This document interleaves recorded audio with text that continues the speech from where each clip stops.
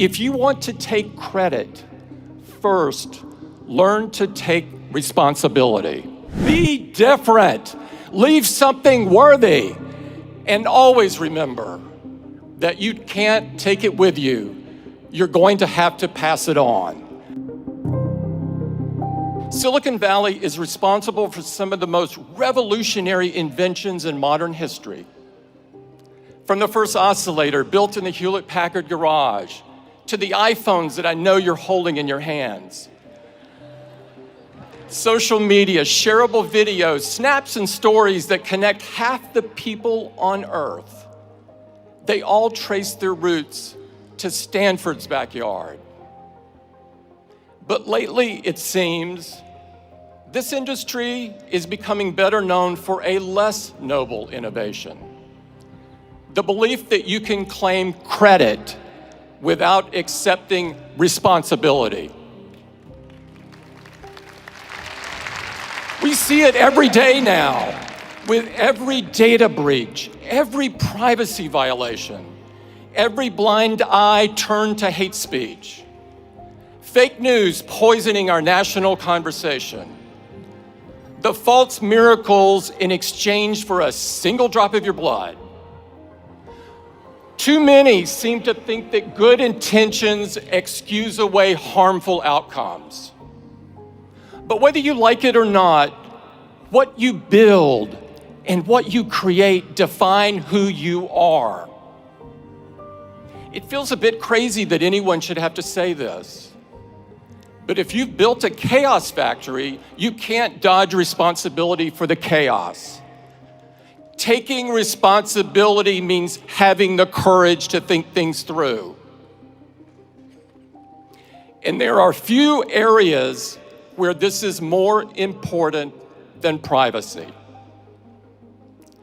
If we accept as normal and unavoidable that everything in our lives can be aggregated, sold, or even leaked in the event of a hack, then we lose so much more than data.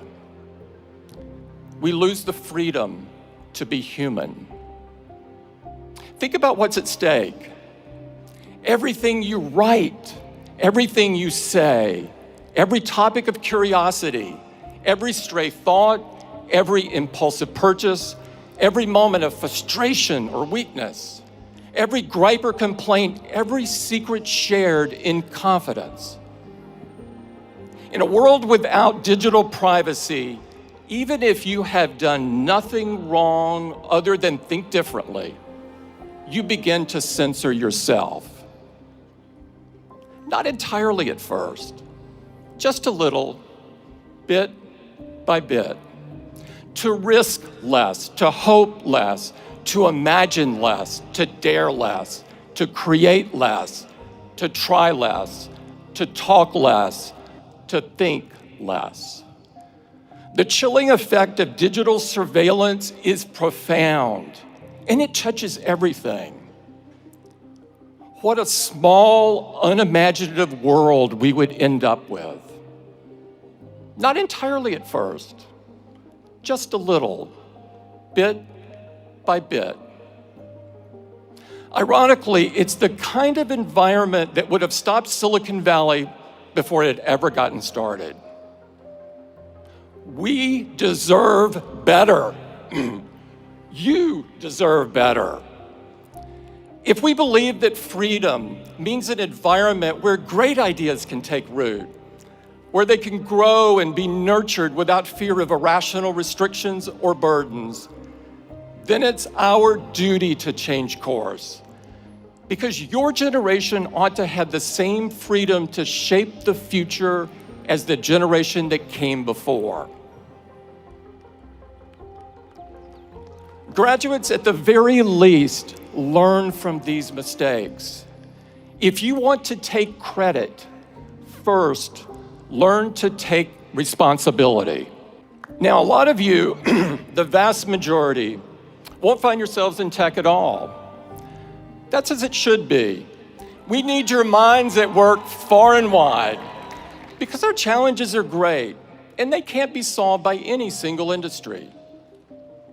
No matter where you go, no matter what you do, I know you will be ambitious. You wouldn't be here today if you weren't.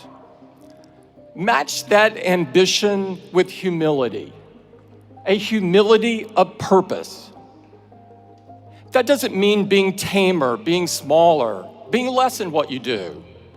It's the opposite. It's about serving something greater.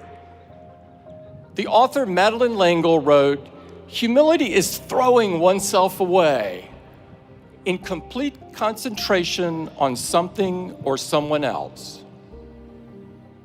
In other words, whatever you do with your life, be a builder.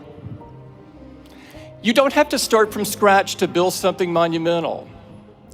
And conversely, the best founders, the ones whose creations last and whose reputations grow rather than shrink with passing time, they spend most of their time building piece by piece.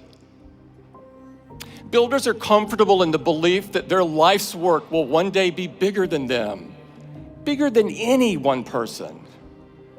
They're mindful that its effects will span generations. That's not an accident. In a way, it's the whole point. Being a builder is about believing that you cannot possibly be the greatest cause on this earth because you aren't built to last. It's about making peace with the fact that you won't be here for the end of the story. That brings me to my last bit of advice. 14 years ago, Steve stood on this stage and told your predecessors, "Your time is limited, so don't waste it living someone else's life." Here's my corollary. Your mentors may leave you prepared, but they can't leave you ready. When Steve got sick, I had hardwired my thinking to the belief that he would get better. I not only thought he would hold on, I was convinced down to my core that he'd still be guiding Apple long after I, myself, was gone. Then one day, he called me over to his house and told me that it wasn't going to be that way. Even then, I was convinced he would stay on as chairman, that he would step back from the day-to-day but always be there as a sounding board. But there was no reason to believe that. I never should have thought it. The facts were all there.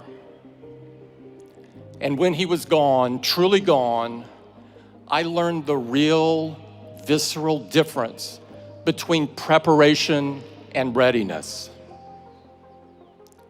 It was the loneliest I've ever felt in my life, by an order of magnitude.